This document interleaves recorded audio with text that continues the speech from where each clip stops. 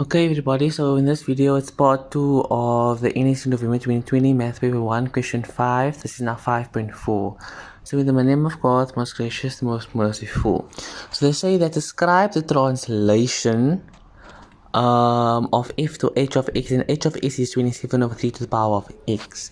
Now the graph of f of x we know is 3 to the negative x. Okay, the graph of h of x is 27 over 3 to the power of x. So we have to kind of write this graph in such a form where we just have 3 as the base. Okay, so we can write this form of the graph. We can write this part, right? We have to try to write this part into such a form so that we can see the translation. So let's go for it. So firstly, 27, if I think of 27, immediately I think of 3 to the power of 3. So I'm going to go 3 to the power of 3 over 3 to the power of x. Now I'm going to take that 3 to the power of x, I'm going to take it to the top. Okay, so then it's going to be 3 to the power of negative x times 3 to the power of 3. You understand? So if you have the same basis, you can add exponents. Then you have 3 to the negative x plus 3. But if you look very carefully over here, okay, initially what I thought that, okay, this is plus 3, so, and this is 3 to the power of negative x, okay, and this is plus 3. So if you're plussing 3 to negative x, we are moving to the 3 units to the left, right? But remember, in our basics, it's a to the power of x plus p plus q. So this p value, adding or subtracting to the x value only. So it has to be to the positive x and not a negative x. So we have to go 3 to the negative into x minus 3. Okay, so let me repeat that part.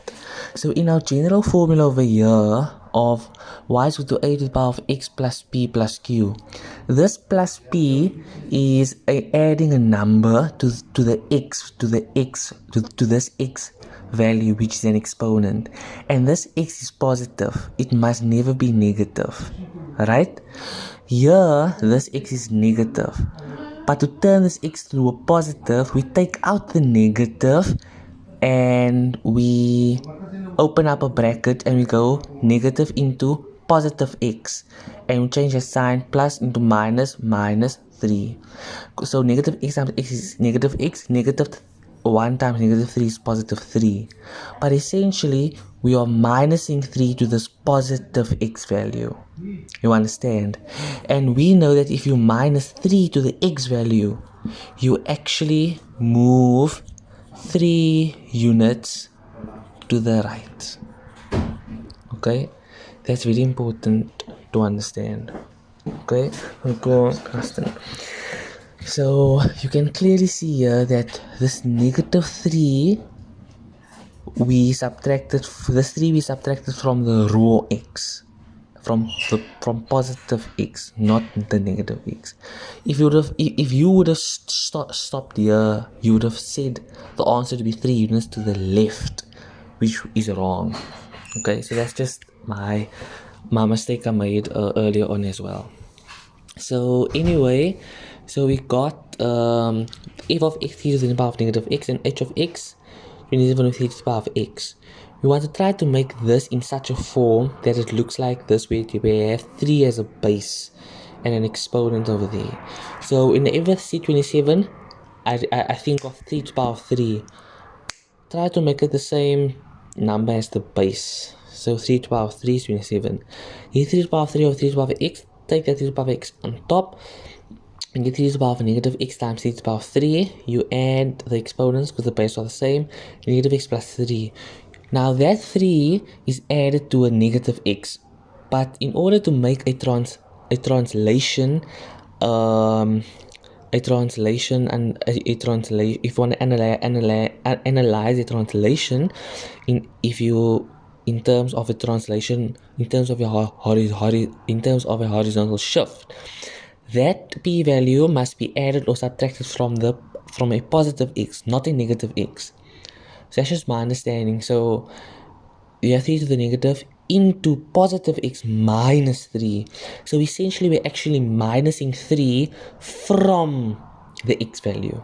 So we're actually moving 3 units to the right and not 3 units to the left. So just make a note there. We're not moving 3 units to the left, which was the initial mistake that I made earlier on. Before this video, I made an incorrect video. So anyway, 5.5, they say calculate the values of x for which h of x is less than 1. So there's two ways to do it. We can rawly say, or we can just easily say 27 over 3 to the power of x is less than 1, solve for x. Okay, so we have 27 divided by 3 to the power of x is less than 1. That is 27 of h of x is 27 over 3 to the power of x. So 27 over 3 to the power of x is less than 1. So we can just say 27 over 3x is less than 1 over 1, basically. Then we cross multiply, solve it like a normal sum. Then 3 to power, so 1 times 3 to the power of x, 3 to the power of x is less than 27 times 1 is 27. Now try to make the 27 as the same base as this, and that's 3 to the power of 3. If you have the same base, we usually equate the exponents, but because it's an inequality, we can just say therefore x is less than 3, and that's your final answer. Okay, now we can also do it via, so that's via algebra. We can also do it via inspection. Okay, if we do it via inspection, I want you to understand that let's first look for which values of x is f of x less than 1. Okay, so can you see here that f of x is this graph? So at this point over here, at the y-intercept, okay, if you look on the x-axis, right, if you go x is less than 1, if you go x is less than 1, so if you go to the left of x, the graph is going up. So if you go less than 1, if you go less than 0 on the x-axis, you're going more than 1 on the y-axis. But if you're going to the right, that's x is more than 0. So that's x is more than 0, right? If you're going x is more than 0, if you're going x is less than 0, your graph is going up, so your graph is going above the 1.